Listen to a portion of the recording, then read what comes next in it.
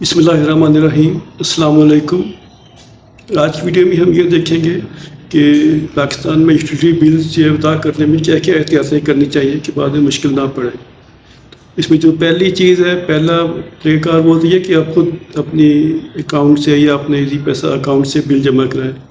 یہ سب سے بہتر طریقہ ہے، اس سے آپ کا نمبر جو ہے وہ لیک بھی نہیں ہوگا اور آپ پر ہر چیز ٹرانزیکشن نمبر ہر چیز موجود ہوگی، جب بھی آپ چاہیں اس کو پرووائڈ کر سکیں، مانگے تو دے سکتے ہیں۔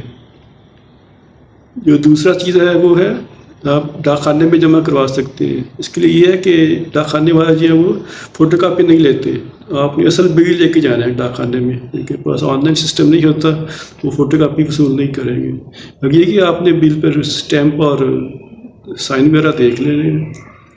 یہ چیز یہ وہ ہے بینک میں جمع کرنا۔ بینک میں جمع کرنے کے لیے آپ نے یہ احتیاط کرنی ہے کہ بل جمع کرنے کے بعد اس میں ایک کمپیوٹر کی پرنٹڈ اسٹیمپ ہونی چاہیے، جس میں آپ کی رقم ہوگی اور نمبر بھی ہوگا، پوری معلومات ہوگی۔ وہ آپ دیکھیں وہ کمپیوٹر میں سے بل کو گزارے، اگر نہیں گزارے گا پھر خالی اسٹیمپ لگا کے تو وہ بل جمع نہیں ہوگا، وہ آپ کے ساتھ فراڈ کا شکار ہو سکتے ہیں۔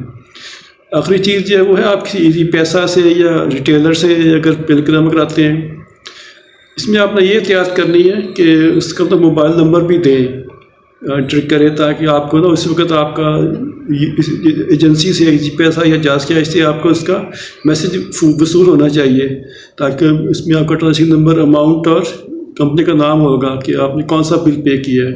کیونکہ ویسے وہ ٹھپا لگا کے بل پہ لگانے کی اتنی ضرورت نہیں ہے۔ ٹرانزیکشن نمبر اصل چیز ہے، وہ آپ بل پہ چاہے بل پہ بھی لکھوا لیں تب بھی ٹھیک ہے، لیکن وہ میسج جو ہے تو وہ آپ کے پاس آپ کا میسج آپ کا موجود رہے گا، اور میسج جو ہے فارورڈ نہیں ہونا چاہیے، اصل کمپنی کی طرف سے ہی ہونا چاہیے۔